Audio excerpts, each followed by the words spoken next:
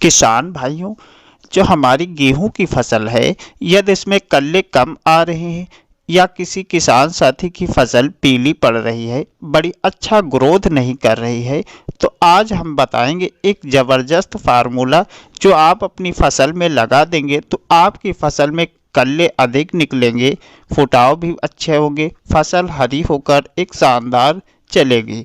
तो जब किसान भाई जब गेहूं की फसल में अधिक कल्ले होते हैं यानी फुटाव अच्छा होता है, तभी अधिक बालियां आती हैं, दानों का भराव अच्छा होता है, तब एक शानदार उत्पादन भी निकलता है। तो किसान भाइयों, जानकारी शुरू करने से पहले एक छोटी सी रिक्वेस्ट है। जो किसान साथी चैनल पर नए हैं, चैनल को अभी तक सब्सक्राइब नहीं किया है, वो किसान साथी चैनल को सब्सक्राइब कर लें ताकि आने वाली सभी जानकारी आप तक सबसे पहले पहुंचती रहें। अब किसान भाई, बात की जाए गेहूं की फसल, जो हमारी 25 से 60 दिन के बीच में कल्ले निकलते हैं। यानी जो हमारी गेहूं की फसल होती है, जब 25 दिन की हो जाती है और 60 दिनों तक इसमें कल्ले निकलते हैं, तो इस समय जो हमें खाद उर्वरकों का प्रयोग करना होता है, जो देख रेख करनी होती है, यही समय करनी होती है। क्योंकि जब फुटाव अधिक होते तभी जो है एक उत्पादन भी अच्छा निकलता है, तब फसल जो है एक शानदार उत्पादन दे पाती है। तो किसान में जब हमारी गेहूं की फसल 25 दिन की हो जाती है, तो यहाँ पर सबसे पहले हमें पहला पानी देना होता है।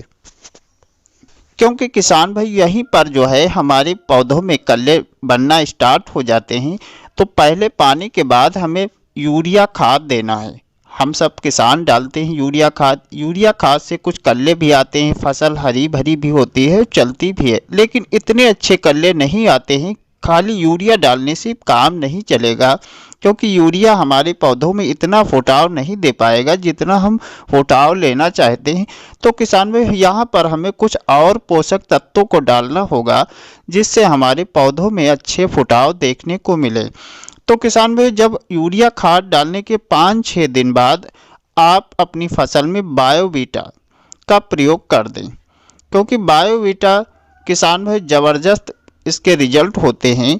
इसमें जो है sulphur, iron, manganese, magnesium, boron, zinc, calcium acid भी पाए जाते हैं, अमीनो एसिड, जिब्रेलो एसिड, इनमें आदि बहुत सारे पोषक तत्व पाए जाते हैं। जब गेहूं की फसल में इतने पोषक तत्व मिल जाते हैं, तब पौधे अच्छा भोजन बनाना स्टार्ट कर देते हैं। यानी पौधे को जो पोषक तत्वों की कमी होती है, वो पोषक तत्व पौधे प्राप्त कर लेते हैं और फसल ग्रोथ करना स्टार्ट कर देती है। तो किसान भाई, ये बायोवीटा जो है हम कैसे डालें? तो बायोवीटा 2 तरीके से हम प्रयोग कर सकते हैं। एक तो हम पहले यूरिया के साथ प्रयोग कर सकते हैं, क्योंकि यहाँ जब हम यूरिया के साथ प्रयोग करते हैं तो यहाँ पर ये ज़रूरी होना चाहिए कि हमारी फसल 50 दिन से कम की होनी चाहिए। क्योंकि 50 दिन के बाद जो हम यूरिया के साथ बायोवीटा प्रयोग करते हैं, तो ये बहुत रिजल्ट इसका जब यूरिया में प्रयोग करते हैं तो रिजल्ट मिलता है 7 से 8 दिन बाद, तो बहुत अच्छा काम नहीं करता। इसलिए जो है जो हम स्प्रे के माध्यम से देते हैं, वो उसका रिजल्ट 2 से 3 दिन में बहुत दिखना स्टार्ट कर देता है। तो जो हमारी फसल 50 दिन से कम की है, तो हम यूरिया के साथ 5 किलोग्राम बायोवीटा का प्रयोग कर दें, ज़बरदस्त रिजल्ट देखने को मिलता है। अब किसान भाई, यदि हम स्प्रे के माध्यम से दें तो बहुत जल्दी इसका रिजल्ट देखने को मिलता है। 250 ml बायोवीटा और 120 लीटर पानी के साथ आप डाल दें, तीसरे दिन बहुत अच्छा रिजल्ट देखने को मिलेगा।